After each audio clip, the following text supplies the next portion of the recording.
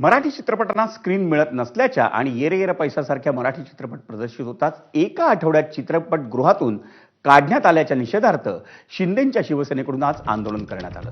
शिवचित्रपट सेनेचे अध्यक्ष सुशांत शेलार आणि विभाग प्रमुख कुणाल सरमळकर यांच्या उपस्थितीत वांद्रे येथील पीव्हीआर सिनेमागृहात हे आंदोलन करण्यात आलं। या संदर्भात चित्रपटगृह व्यवस्थापनाला एक निवेदनही देण्यात आलं।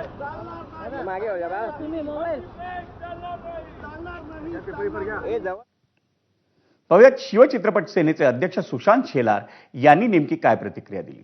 मुळात महाराष्ट्राच्या या संपूर्ण वाटचालीमध्ये मराठी सिनेमाचं जे कॉन्ट्रिब्युशन आहे ते खूप मोठ्या प्रमाणामध्ये आहे आणि मराठी परंपरा, मराठी संस्कृती हे पुढे नेण्याचं काम मराठी सिनेमा करत असतो आणि अशा वेळेला मल्टिप्लेक्समध्ये सिनेमा पाहण्यासाठी माउथ पब्लिसिटीवरती लोक येतात।